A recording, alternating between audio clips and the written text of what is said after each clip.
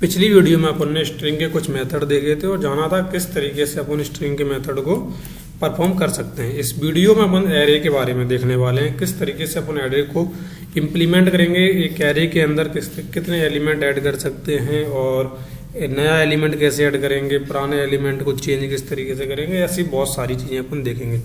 तो उसको जानने से पहले एरे समझते हैं कि एरे क्या होता है। एरे क्या होता है? कलेक्शन ऑफ एलिमेंट होता है। कलेक्शन ऑफ एलिमेंट यानी कि नंबर ऑफ एलिमेंट एक वेरिएबल। अभी क्या हो रहा था, अभी अपन जैसे इस तरीके से डिफाइन कर रहे थे कि लेट ए वेरिएबल आपने डिफाइन किया तो और ए के अंदर कोई भी वैल्यू डाल दी तो कोई भी वैल्यू हो सकती है। तो वो अब लेकिन वैल्यू सिंगल थी। वैल्यू यहाँ पे एक ऐसा नहीं था कि ए के अंदर अपन ने पाँच वैल्यू या 10 वैल्यू डाल दी या 5 एलिमेंट या 10 एलिमेंट डाल दी। एरे के अंदर एक पॉसिबिलिटी रहती है कि आप एक एरे बनाइए, एक वेरिएबल नाम से एक एरे बनाइए, उसके अंदर आप 1, 2, 5, 10, 25, 50 जो भी जितना डालना चाहते हैं वो डाल सकते हैं। जैसे ए नाम से मैं एक एरे बनाता हूँ। एरे बनाने के लिए क्या करना पड़ता है, ए के इक्वल में आप स्क्वायर ब्रैकेट लगाइए 1, 2, 3, 4, 5, 6, 7, 8, 9 इस तरीके से अपन ने 1 से लेकर 7 तक लगातार इसके अंदर इसके एलिमेंट दे दिए। मतलब जो वैल्यू है अपन ने ईजिली एक वैल्यू भी इसके अंदर गई, ए के अंदर 2 वैल्यू भी गई, 3 भी गई, 4 भी गई, 5 भी गई, 6 भी गई, 7 भी गई। तो एक ही वेरिएबल से अपन ने सातों वैल्यू को पॉइंट आउट कर लिया। अगर कंसोल डॉट लॉग करें ए को, पहले तो अपन केवल ए को प्रिंट करके देखते हैं कि इस तरीके से प्रिंट होता है। तो अपनों को इस तरीके से आउटपुट दिखेगा 1, 2, 3, 4, 5, 6, 7। अगर अब अपन इस तरीके से प्रिंट करते हैं, इस तरीके से अपन ने स्क्वायर ब्रैकेट लगा दिया है, व्हाट डिड यू कॉल ए का 0th एलिमेंट, इसको बंद करते हैं। अब इसको रन करते हैं तो अपने को जो एलिमेंट प्रिंट हो रहा है वो हो रहा है 1। अब अपन ए का जो 1 देंगे यहाँ पे तो अपनों को एलिमेंट प्रिंट होगा 2।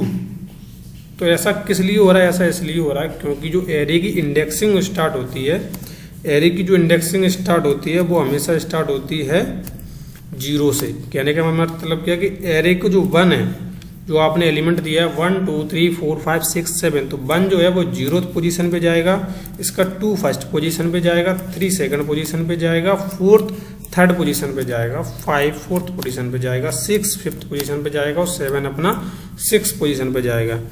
और अगर इस चीज को अगर और अच्छे से जानना है, देखो इसके अंदर 0 से लेकर इसके अपन को क्या करना है, इंडेक्सिंग देखनी है ना। तो अपन क्या करेंगे, कंसोल डॉट लॉग सबसे यहाँ पे 0 करेंगे, 0 यहाँ पे A1 इस तरीके से इसको कॉपी करेंगे यहाँ से और इसको अपन पेस्ट करेंगे, कंट्रोल V।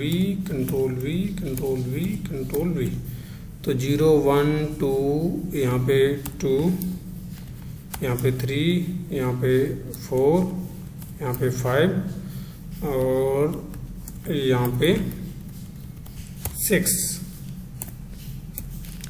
यहाँ पे 6। इस तरीके से अपन अब प्रिंट करके देखते हैं इसको। तो अपने जो आउटपुट है 1 से लेके जो भी अपन ने वैल्यू दी है 1, 2, 3, 4, 5, 6, 7 हो गई है। अपन ने असल में वैल्यू 1 से लेकर 7 तक दी है, लेकिन एरे के अंदर जो स्टोर हुआ है उसको पोजीशन नंबर जो मिली है वो 0 से मिलती है, हमेशा 1 से नहीं मिलती है। जैसे कि अगर अपन अब 7 के लिए अगर अपन देखना चाहें, क्योंकि 7 का एलिमेंट यहाँ पे एग्जिस्ट नहीं कर रहा है, अपन ने एलिमेंट नहीं दिया है 7 के लिए, तो अपन अगर इसको देखना चाहें जो वैल्यू उसके अंदर मौजूद ही नहीं है उसी अगर वैल्यू को देखना है तो उसका आउटपुट क्या आता है करके देखते हैं। उसका आउटपुट आता है अनडिफाइंड। अगर वैल्यू मौजूद नहीं है उस वैल्यू का अगर आप आउटपुट देखना चाहते हैं एरे से तो हमेशा अनडिफाइंड आता है। ठीक है, तो हो गई बात कि किस तरीके से अपन उसके एलिमेंट को देख सकते हैं। अब बात आती है किस तरीके से उसके एलिमेंट को चेंज कर सकते हैं। जैसे मैंने लगा A7, उसके 7 के अंदर वैल्यू डाल दी मैंने 12। तो ये क्या किया मैंने, ये किया कि एक एरे के अंदर ऐड ए न्यू एलिमेंट, नए एलिमेंट को ऐड कर दिया। अब अपन कंसोल डॉट लॉग A7 इसी को अपन दोबारा चलाते हैं। कंसोल डॉट लॉग A7 यहाँ से उठाते हैं और इसको इस जगह पे चलाते हैं। अब देखना वैल्यू अब अनडिफाइंड आ नहीं रही है, क्यों? क्योंकि अपन एक एरे के अंदर एक नया एलिमेंट इस तरीके से ऐड कर सकते हैं। अगर अपन को मालूम है कि इसकी पोजीशन नंबर 0 से लेकर 6 तक ही भरी हुई है, 7th पोजीशन इसकी खाली है, तो अपन ने 7th पोजीशन पे उसका एरे एक नया एलिमेंट उसको ऐड कर दिया। एक नया एलिमेंट किस तरीके से ऐड करना है वो कर दिया। अपन अगर चाहते हैं कि 0th पोजीशन पे अपन को मालूम है कि 1 है, जैसा कि अपन ने देखा भी कि 0th पोजीशन पे 1 है, लेकिन अपन चाहते हैं कि 0th पोजीशन पे मुझे 1 नहीं चाहिए, 0th पोजीशन पे मुझे चाहिए 11। तो अपन क्या करेंगे, इस तरीके से उसके अंदर वैल्यू को असाइन कर देंगे। तो वो क्या करेगा, वो चेंज द प्रीवियस एलिमेंट, जो उसका एलिमेंट था उसको वो चेंज कर देगा, चेंज द प्रीवियस एलिमेंट। तो इस तरीके से वो उसको चेंज कर देगा। अब मैं इसको ये 0 को यहाँ से उठाता हूँ और मैं इस जगह से प्रिंट कराता हूँ, ठीक है। तो अभी आप इसका आउटपुट देखेंगे तो 12 के बाद 11 आ रहा है। तो यानी कि अपना जो चेंज हो गया, देखो आप 1 से शुरू भी नहीं हो रहा है, 2 3 4 5 6 7 के बाद 12 और 11 आ रहा है, यानी कि 1 होते हुए भी वो 1 नहीं दे रहा है। तो इस तरीके से अपन ने समझ लिया कि किस तरीके से एरे के अंदर एक नया एलिमेंट ऐड कर सकते हैं, एरे के अंदर एक प्रीवियस एलिमेंट देख सकते हैं। अब कई बार ऐसा होता है कि एरे की अपन को प्रॉपर्टी जो लेंथ है, लेंथ के बारे में जानना रहता है कि एक लेंथ इसकी कितनी है। एरे की इंडेक्सिंग 0 से स्टार्ट होती है, लेकिन लेंथ कभी भी 0 से स्टार्ट नहीं होती है। वो हमेशा जिस तरीके से नंबरिंग चलती है ना, बिल्कुल उसी तरीके से चलती है। जैसे कि मैं इसको करके दिखाता हूँ। एक एरे का नाम दिया अपन ने, एरे का नाम दिया डॉट लेंथ किया, बस इसको अपन चलाते हैं। इसको चलाया, आउटपुट आया 8। अब अपन देखते हैं क्या सच में 8 आउटपुट आना चाहिए। तो यहाँ पे 1 2 3 4 5 6 7 और अपन ने एक एलिमेंट ऐड कर दिया A7, तो इसलिए जो आउटपुट आ रहा है वो 8 आ रहा है। अपन अगर A7 को यहाँ से हटा देते हैं, और इस तरीके से, और अपन अब रन करते हैं इसको, तो अपना जो आउटपुट आएगा वो आएगा 7। क्या आएगा? 7 आएगा। क्यों? क्योंकि अब लेंथ में से एक एलिमेंट कम हो चुका है। मैं अगर इसको भी यहाँ से हटा दूँ तब भी अपना आउटपुट जो है वो 7 ही आएगा। फिर से चलाते हैं, तो अभी भी अपना आउटपुट जो है वो 7 ही आ रहा है। अब अगर मैं यहाँ से अगर इस तरीके से इसको तो हटा ही दूँ और इसमें से भी एक एलिमेंट कम कर दूँ, अरे क्या कर रहे हो गुरुजी यार, हाँ इसमें से एक एलिमेंट कम कर दिया। अब जो लेंथ की प्रॉपर्टी का जो आउटपुट आएगा वो कितना आएगा? 6। तो अपना आउटपुट सही आ रहा है। अब बात आती है कि क्या एरे केवल एक ही प्रकार का डेटा ले सकता है? नहीं, ऐसा नहीं है। सी लैंग्वेज में बिल्कुल है ऐसा। सी लैंग्वेज से अगर आप डायरेक्ट सी लैंग्वेज से यहाँ पर शिफ्ट कर रहे हैं तो वहाँ पे क्या ना कि डेटा टाइप होते हैं अपने पास कुछ ऐसे, इंटीजर, कैरेक्टर, फ्लोट।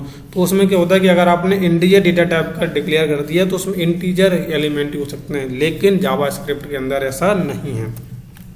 इसके अंदर अपन नल भी डाल सकते हैं, एक नेक्स्ट एलिमेंट फॉल्स भी डाल सकते हैं, एक नेक्स्ट एलिमेंट जैसे सागर मेरा नाम वो भी डाल सकते हैं, कुछ भी डाल सकते हैं। अब इस तरीके से अपन अगर पूरे एरे को प्रिंट करवाना चाहते हैं तो अपन क्या करेंगे, लेंथ को छोड़ो, केवल ए को लिख दो।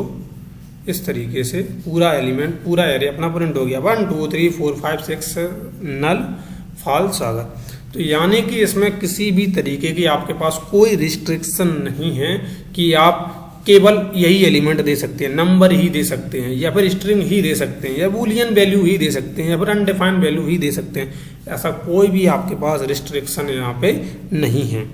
यहाँ तक कि एरे के अंदर जो पॉसिबिलिटी है कुछ इस तरीके से भी हो सकती है। जैसे कि मैं आपको नेक्स्ट एलिमेंट ब्रैक कॉम्प्लीमेंट में करके दिखाता हूँ 1 2 इस तरीके से, लेकिन ये एरर देगा। इस तरीके से अपन इसको नहीं दे सकते हैं, अपन इसको नहीं दे सकते। इस तरीके से अपन अगर देने की दो करली ब्रैकेट ले सकता है, करली ब्रैकेट ले सकता है और इस तरीके से वैल्यू भी ले सकता है। लेकिन अगर आप चाहते हैं कि डायरेक्ट वैल्यू इसके अंदर दे दो, डायरेक्ट वैल्यू, तो ये ऐसा नहीं करेगा। देखो अभी अपन एक लेंथ भी चलाते हैं, एरे के ऊपर लेंथ भी चलाते हैं, ए डॉट लेंथ।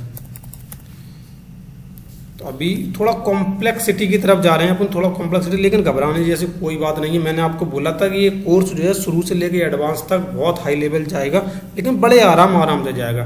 तो इसके लिए अभी अपन ने कुछ प्रॉपर्टीज जाननी है। एक केवल आखिरी चीज़ पढ़ा रहा हूँ इस एरे के अंदर, आप यहाँ घबराने जैसा कोई बात नहीं है। इसके अंदर देखो 1 2 3 4 5 6 7 8 9 10, असल में एरे की लेंथ कितनी आनी चाहिए? 10 आनी चाहिए, ठीक है। अपन देखो, लेकिन क्या आ गया? एरर आ गया। एरर क्या आया कि इसके अंदर कोई वैल्यू इज नॉट डिफाइंड। तो अपन को क्या करना पड़ेगा? अपन को सबसे पहले इसको लिखना पड़ेगा स्ट्रिंग के फॉर्मेट में। स्ट्रिंग के फॉर्मेट में इस तरीके से लिखेंगे, तब इसको वो एरर जाएगी। वो एरर चली गई और अपनी एरे की जो लेंथ है वो 10 आ रही है। एरे की जो लेंथ है वो 10 आ रही है, लेकिन अपन लोग क्या करेंगे? एरे का 9th एलिमेंट, क्योंकि 0 से लेके 9 तक पोजीशन नंबर मिलेगा, तो अपन एरे के 9th को अपन प्रिंट कराने की कोशिश करते हैं। तो देखते हैं क्या आता है। एरे की जो 9th आ रही है वो की वैल्यू, यानी कि इस तरीके से अगर अपन कोई एलिमेंट या कोई पर्टिकुलर तरीके से करली ब्रैकेट के द्वारा भी देना चाहते हैं तो उस तरीके से भी पॉसिबल है और अपन ऐसा कर सकते हैं। कॉम्प्लेक्सिटी कुछ नहीं थी, बस लास्ट के इसमें थोड़ा सा समझने में हो सकता है आपको थोड़ा मुश्किल है, लेकिन ऐसा कुछ भी नहीं है, ठीक है। आई होप आपको ये समझ में आया होगा कि किस तरीके से इसको एरर को अपन को फाइंड आउट करना है और किस तरीके से इसमें चीज़ें करनी है। ये तो मैंने चला के जरूर दिखा दिया, लेकिन मैं समझाऊंगा नहीं मैं, क्योंकि नहीं तो अगर मैं समझाऊंगा तो आप कहेंगे कि बहुत कॉम्प्लेक्स हो रहा है सर, एक ही दिन में इतना सब कुछ सागर भाई कैसे हैंडल हो पाएगा। लेकिन कोई बात नहीं, इतना बता दिया, इतना आप आराम से एरे को अंदर तक जाने दीजिए, पचाइए आराम से और आराम से मस्ती से रहिए।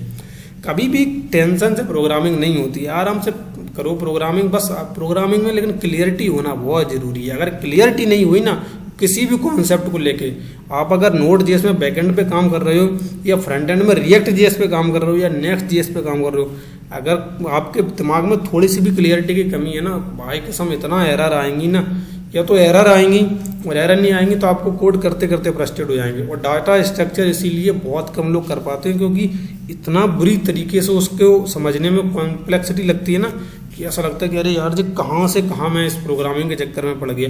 ठीक है, कोई बात नहीं, अपने को ऐसा नहीं लगेगा, क्यों? अपन जावास्क्रिप्ट बहुत अच्छे से मास्टर करेंगे और डीएसए का जब कोर्स आएगा तो अपन आता रहेंगे। चलो ठीक है, अपन मिलते हैं अपन नेक्स्ट वीडियो में।